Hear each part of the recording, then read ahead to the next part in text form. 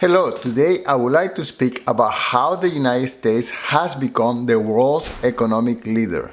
For the past 20 years that I have been an investor in the stock market, I have learned from numerous finance books and blogs that the best way to grow and preserve my money is to diversify among a whole array of securities.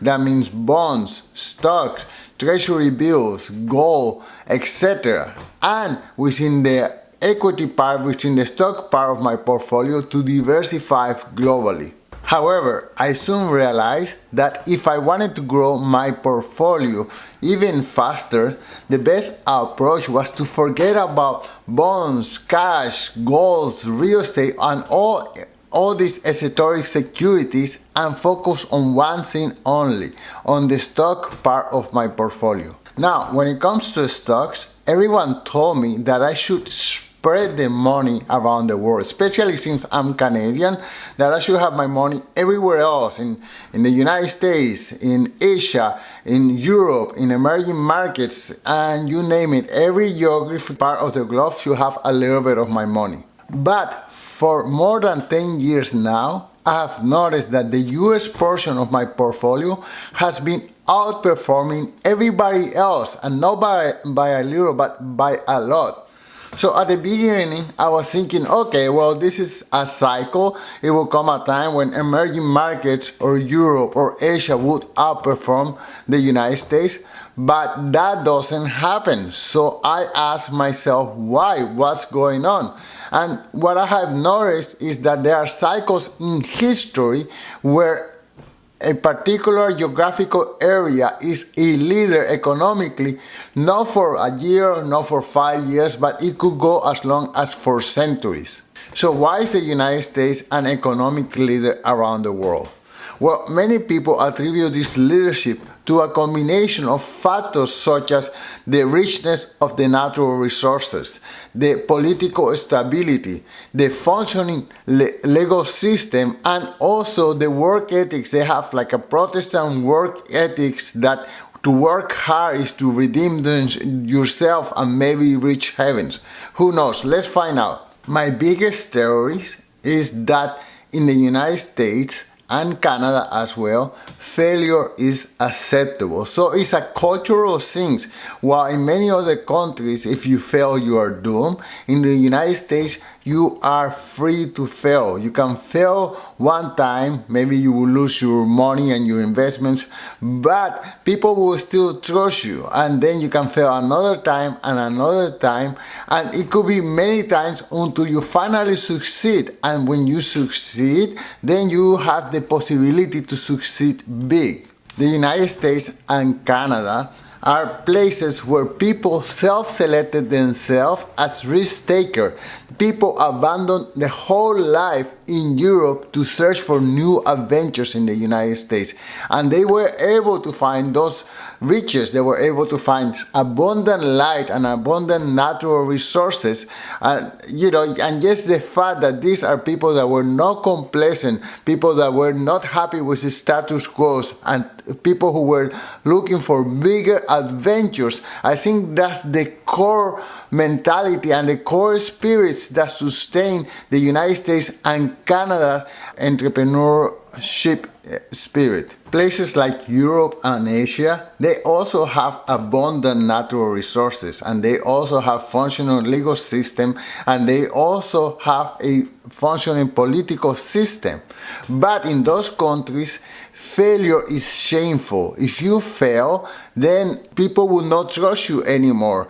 And so what happens? That creates a fear to try new things. You only stick to things that you know that will work, and that impedes innovation. So people who feel eager to try their luck on something else, they just say, okay, screw this. I'm going to leave my European city and I'm going to go to the United States and try something new. So this constant influx of people, of capital, of innovation and creativity is the force that continues fueling the United States into greatness. If you notice, some of the CEOs of the biggest companies in the United States, they are not even born in the United States. If you see Google, for example, if you see the CEO of Microsoft, if you see Tesla, our CEO is from South Africa, but all these people decided to come to the United States because they see there the opportunity. They didn't go to France, they didn't go to England, they didn't go to China, they didn't go to Japan. They decided that I'm going to try my fortune, I'm going to become rich and powerful and famous, and I'm going to create a product that is going to change the world. Where should I do that? Oh, I think the United States is a good place to start. Okay, so now that I have figured out, at least in my own mind, what is the secret of the United States success, then the next question is, how long would it last? Would it last only a few years, maybe a few decades? Well, as I'm reading history books, I have discovered that many cities and empires have kept their economic wealth and leadership in the world, not for a few years, but for centuries. Okay, so the question then begs, how long would the United States be the leader of the world economically? A little bit of searching led me to find out that the Roman Empire was political, economical, and military leaders for 6th century, from the 1st century before the Common Era onto the 5th century after the Common Era. So that's 600 years that it lasted as the prominent place of leadership, money, trade, all these things. Then if we fast forward a little bit, we find that Florence also became an economic leader in the world. And that was from the 14th century to the 16th century. That's 200 years.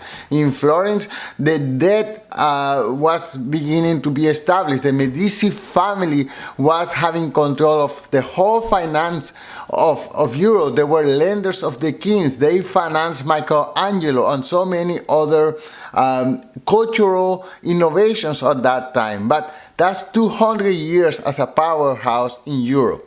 Then in the 17th century, Amsterdam became the economic leader. They were leaders in global trade, in finance, and in shipping, and they created something very important to us nowadays. They were home of the first stock market in the world. People used to trade papers that would signify ownership of the different trading routes and ships that were cruising all around the world to buy spices and products from faraway places like Asia and China. So Amsterdam was in power economically for about 100 years. Then after Amsterdam came London. London became the global colonizers. They colonized the United States, Canada, Australia. They tried to colonize India, and they have trading routes all over the place, and they were extracting riches from all these countries. And guess what? They also became the precursor of what we call the Industrial Revolution. They created the steamships and all these weaving machines that create texture. So they were only in possession of the natural resources, but they also learned how to process and mass produce those natural resources. And of course, their leadership was the leadership of the 19th centuries, and they were the place to beat. Until then came later on the United States. The United States became the de facto global leader after World War II. All the European countries had practically destroyed themselves, and the United States came into World War II almost at the end. So it had the military power, the economic power because it didn't destroy all the natural resources, and it had political power. In fact, the United States the US dollar became the global currency in the world in the Bretton Woods Conference in 1944. So already the United States had this economic mighty and their political tentacles extending started extending everywhere around the world. And this is where we are right now. So within the United States, what are the biggest wealth generation engines that there are? Well, first of all, there's Silicon Valley, where it somehow historically became a place of technological innovation. It's the place where Google was born, where Nvidia was born, where SpaceX and Tesla was born, where Facebook was born. So there is some kind of mix there where capital, talent, technological advances meet with the ambition to expand their products and service all over the world. But then also we have New York. New York has become the financial capital of the world. The New York Stock Exchange is the biggest stock market in the world, and it's just finance operations everywhere. So that is the place to beat. And then finally, Los Angeles, under movie creation, they became the biggest exporter of culture. So people all over the world have seen United States movies, and then they have seen United States artists. Like Taylor Swift just did a tour around the world, and everyone is happy to consume that product. So we have movies, TVs, Amazon is created here in the United States, and now they are the biggest producer of streaming videos and soap operas and all this and that. So the United States, the combination of risk-taking, not being afraid to fail, have exported technology, financial service, and culture all over the world. So you may ask, how long can this good fortune last? How can I be assured that the United States is going to continue having a place of leadership? Well, let's look at other contenders. For example, China. China is having a demographic implosion. People are not making babies in China, and they are just having a hard time keeping up their economic prosperity.